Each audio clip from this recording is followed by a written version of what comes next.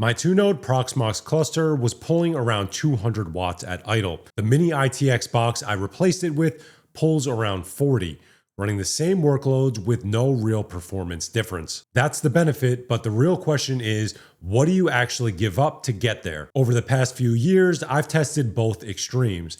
A full 2-node Proxmox cluster with a lot of CPU, a lot of RAM, and plenty of flexibility. Then I tried replacing a big part of that setup with smaller, lower power devices. That helped with power usage, but it also exposed the obvious problem. Small and efficient is great until you run out of performance, RAM, or flexibility. So this time, I'm testing the middle ground. One Mini ITX Proxmox server that is still powerful enough to run my important VMs and containers, but small and efficient enough that it doesn't feel like I'm running a full rack just to host a few services. This isn't about proving that one server is better than a cluster. It's more about figuring out where one server is enough, where 2 nodes still make sense, and what you actually give up when you simplify. For context, my current setup is 2 Ryzen 9700X Proxmox nodes in a 2-node cluster, and each node sits around 90 to 110 watts at idle depending on what's running. It works well, but it's a lot of hardware, a lot of power, a lot of space,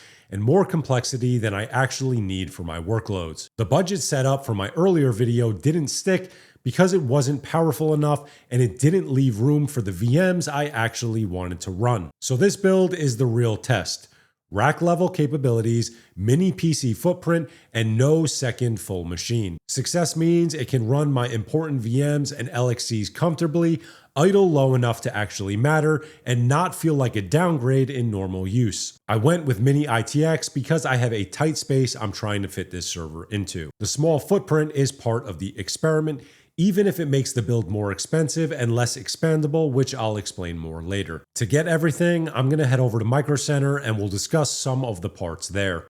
So to get started, we are going to talk about cases, and this is either going to be a great idea or a terrible idea. And we're going to talk about why throughout this entire video. But in the goal of shrinking down my current home server to be a smaller, more power efficient build, I wanted to go a little on the extreme. So I'm looking at this case specifically, and I'm trying to build it to be generally as small as I possibly can. Now there are downsides to this, and the biggest one is going to be heat. So we have to ensure that we're able to properly cool this device. It's going to be challenging, I'm going to be honest. And for a home server, if you can go with something bigger, you're probably better off going with something bigger. But the reason I want to do this is because I think that this is something that everybody would be able to fit in their homes. The bigger you go, it's not always a guarantee. So I wanted to see what type of performance I could get with something this small. So it's not going to be as easy to cool, even as my home server, which notoriously isn't always the easiest thing to cool. But it should do exactly what we need. The one thing I'll say again is that as we go out through this entire process, you're going to see the limitations that this adds, so keep that in mind. If you bumped up to something like a micro ATX build instead of a mini ITX build, it's going to be a lot easier to cool, but we're going to see how this all plays out. So let's talk about CPUs and motherboards for a second. So from a CPU perspective, you generally just want to ensure that it's capable of running enough virtual machines or containers. For the most part, you need a lower CPU than you probably think you do for reasons we'll talk about in a little bit when it comes to RAM and storage. But for the most part, you're going to be picking between AMD and Intel. In my experience, Intel is a little bit more power efficient at idle, but on the AMD side, you generally get more powerful processors for the money. So there's not a right or wrong path to go. At home, currently, I have a Ryzen processor. I'm using a 9700X. It's been great. It's been running 24/7 for over a year. It's run great. That's a 65 watt TDP processor. We're going to be using a Core Ultra 5, which is interesting because it's actually a 125 watt TDP processor. So it's going to potentially be worse from a power perspective, but it should idle better. And that's kind of what I'm banking on. So it's going to have 14 cores, 14 threads. It's going to be more than powerful enough for exactly what I'm looking to do. So we're going to go with that. But in the event that we run into temperature issues, we'll be able to take care of that. But we have to basically build everything and then see. Now on the motherboard side, because it's a Mini ITX board, You're limited in various ways. So we're going to have one PCIe slot, and we're also going to basically be limited to the M.2 slots on the motherboard itself. That's not really a problem for what I'm looking to do, but the big problem could be RAM. So this goes back to why I say if you could go with at least micro ATX, that's what you should do. We're going to have 2 DIMM slots on the motherboard. We're going to be going with 64 gigabytes of RAM, which will be more than enough for the virtual machines and containers that I want to run on this device. But with that said, if you can go with a micro ATX board, you're probably going to have 4 DIMM slots. And RAM is going to be the first thing that you're going to run out of, which we'll talk about in a second here. And the other problem that this board has when I was doing my research is that it might not have Linux drivers on the actual NIC. So if it doesn't, I have a 10 gig PCIe card that I'm going to use. I'm taking a gamble. It comes with a 5 gigabit Ethernet port. That's the main reason why I wanted it. It's a good mix for what I'm looking to do. So there's a gamble that we're taking with this board, but we're going to see how it all plays out when we get back home. Okay, so let's talk about storage and RAM. So like I said, this is the first place you're going to run out. So the CPU we're going with is going to have more than enough processing power for this home server. But from a RAM and a storage perspective, you have to look at it like you are dedicating resources to each one of your virtual machines. And for that reason, it's a hard resource allocation. So if you set 16 gigabytes of RAM, it's going to utilize 16 gigabytes of RAM. So from a storage and a RAM perspective, this is the first thing that you should overbuild if you can. Now I have an idea from what I'm currently running on my servers of roughly how much RAM and storage I need. So I'm going with a 2 terabyte NVMe drive plus 64 gigs of RAM. That's going to be more than enough. But again, it's limiting because I only have 2 DIMM slots. In my current home server at home, I have 96 gigs of RAM, but I have 2 additional DIMM slots if I wanted to add more. This is a hard limitation for me. So that's one of the problems with going with a smaller build, but we're going to see how this plays out.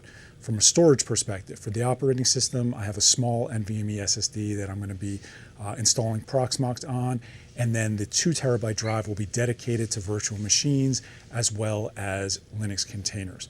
So that will again be more than enough for me, and then I'll be utilizing either an NFS share or Proxmox backup server to ensure that all of those virtual machines and Linux containers are backed up regularly.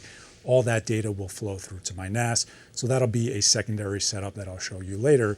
But I said this in a few videos now, you really cannot skimp out in this area if you're looking to build a home server. It's the first place you're going to notice the resource limitation, so if you overdo it, you should generally be fine.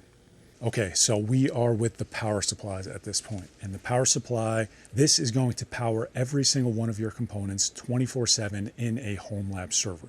So one of the limitations that we have with going with a small case is we have to utilize an SFX power supply.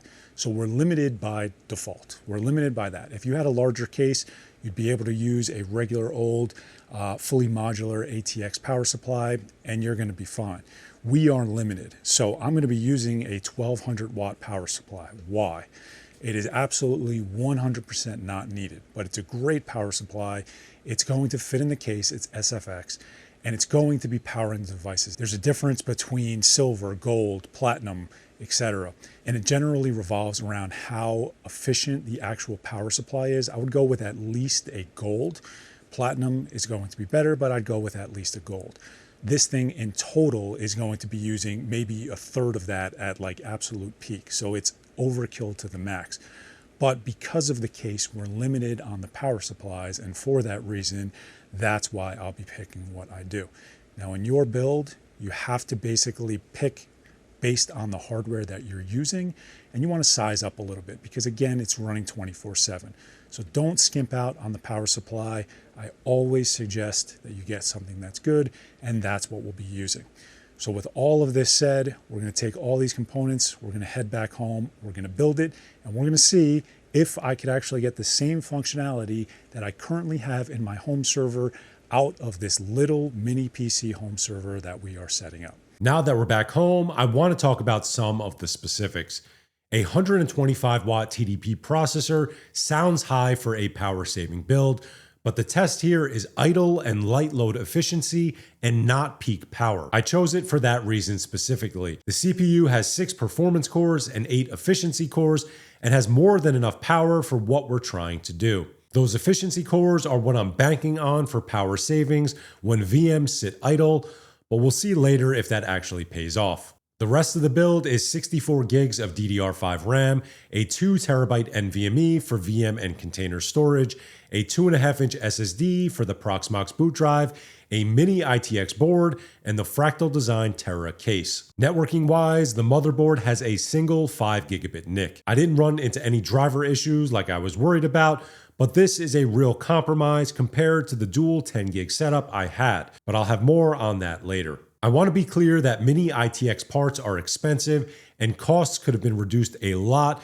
with a larger build entirely because you have more flexibility and hardware options. The decision point for me was whether this middle ground gives me enough performance while still lowering idle power and simplifying the setup. Now with that out of the way, let's get into the setup. For Proxmox, I did a fresh install on the 2.5-inch SSD. I'm going to keep this brief because I already have a full Proxmox setup guide that walks through every step, and I'll leave a link for that in the description. After install, I added the 2TB NVMe and VM and container storage, reconnected my NAS as backup storage, and started the migration. The migration itself was pretty straightforward.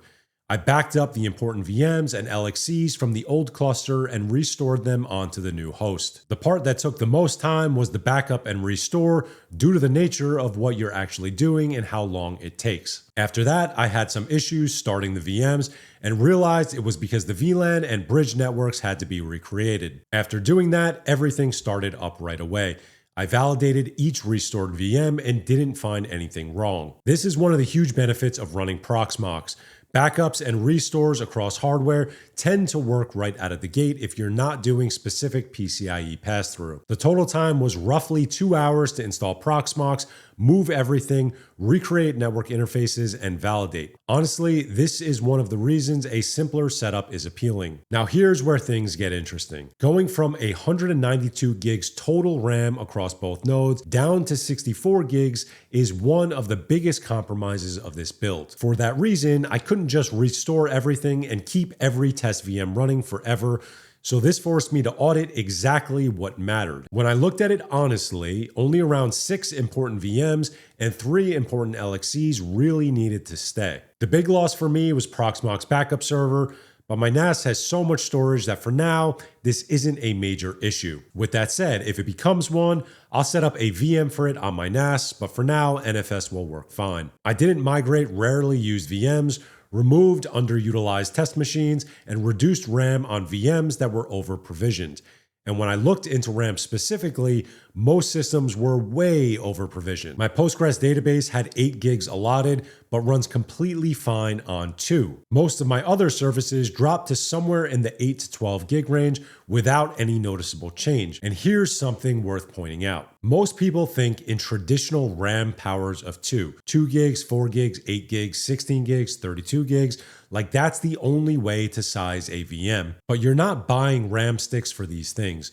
You're carving up RAM you already have. There's no reason you can't run a VM at 10 gigs or 12 or 14. Right size to what the service actually uses, leave headroom for spikes, and stop wasting 4 or 6 gigs per VM because you defaulted to the next power of 2. When you're working with 32 or 64 gigs total, and you're trying to run serious services, that math adds up fast. That said, don't size everything based only on idle usage.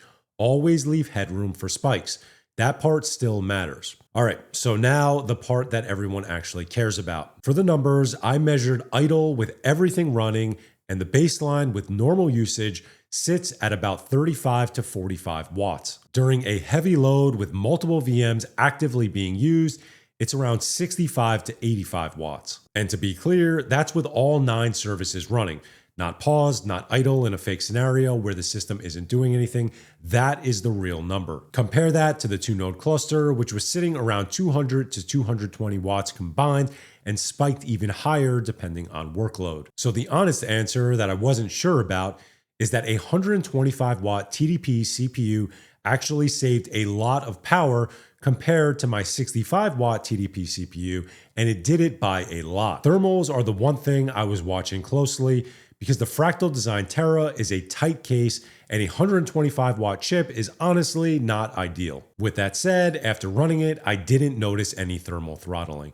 The temperature stayed reasonable, the fans didn't ramp up to anything crazy, and noise-wise, it's quieter than either of the Ryzen nodes under the same type of workload. Now, to be clear, the goal wasn't just lower wattage. The goal was lower wattage while still keeping enough capability. And after testing everything, there was practically no noticeable difference in performance. So let's talk about what I gained and what I lost. What I gained is one machine to maintain, one set of backups, one network config, and fewer systems to monitor. That translates to lower power, less heat, less noise, a much smaller footprint, and no rack required for this part of the setup. I have more than enough CPU headroom for the services that I actually run, fast VM and container performance, and the Intel integrated GPU should handle transcoding well. And the most important point is that it forced me to do a cleanup of old VMs and containers, which made the home lab more intentional instead of just keeping things around because I had extra resources. But with that said, what I lost was technically bigger. And the biggest one is redundancy. This is now a single point of failure, which means that if the system is down, everything is down. Maintenance flexibility is reduced as well, because with two nodes, I could work on one while the other stayed online. And the most obvious one is RAM. That's the biggest day-to-day constraint, as I'll have less total headroom for my virtual machines. The last is expansion, because that's now a long-term issue. I have one PCIe slot and I have limited storage options. I have a small case, a single NIC at half the speed, though I could technically add one if I wanted to, but it would take up that PCIe slot. The bottom line is this setup is simpler, but it's not more resilient. So how am I going to handle that? Nightly VM and LXC backups with a minimum of 30-day retention stored on my NAS device. I'll also have offsite backups every night to ensure the data is safe. The goal now shifts from zero downtime to recovery. And I want to highlight this type of setup because I think this is the place where most users land. It's not about trying to keep everything online. The more realistic question is, what does recovery actually look like if the box was to die tonight? Based on what I went through with the migration, recovery would take roughly the same 2 hours. I'd have to install Proxmox, restore from the NAS, and then validate everything just like I did. Now, the replacement hardware is the real problem. I don't have a hot spare sitting in a drawer ready to go. If the board dies, I'm waiting on a part, and that's days, not hours. So the more realistic worst case is a couple of days down and 2 hours to restore once the parts come in. But that's the trade-off I'm accepting. What makes that acceptable is that this is a home lab. Downtime is annoying, but it's not a major issue. Though I'll be honest, it is something that I rely on. The main point is that I have backups, I know what matters, and I can restore to another system if I ever needed to. Backups don't replace redundancy, but for my use case, they should be good enough. So here's everything I've learned boiled down to help you understand both options if you're choosing between them. Choose a single node Proxmox setup if you want the simplest version of a home lab. One machine to maintain, one place to troubleshoot, one backup flow, and less hardware running 24/7. It makes sense if your workloads fit comfortably on one system. Idle power matters, and downtime is annoying, but it's not the end of the world. The key requirement for that is always reliable backups. If everything depends on one box, you need VM and LXC backups, retention, and a realistic restore path. You should choose a 2 or 3 node cluster if uptime matters more than simplicity. You want better maintenance flexibility, live migration, or other people depend on the services that you host. The trade-off is that it's more expensive, more power, more heat, more noise, and more configuration that you have to do. The middle ground is one Proxmox server plus a smaller backup or failover machine. It doesn't have to be a full high availability cluster, but it can temporarily run critical services or act as a restore target. My honest take is most home lab users don't need a full multi-node cluster, but a single node does not provide resiliency, and for most people, that is completely fine. The early conclusion I've made is that this Mini ITX build makes my home lab feel cleaner and it's easier to manage, and I'm going to keep running it this way to see what becomes annoying over time. I'll leave links to all the videos I discussed in the description, and I'm curious, Would you rather have one powerful box with good backups or a smaller cluster with more redundancy? Let me know what you think in the comments, but if you made it this far, thank you very much for watching. I'll see you guys next time.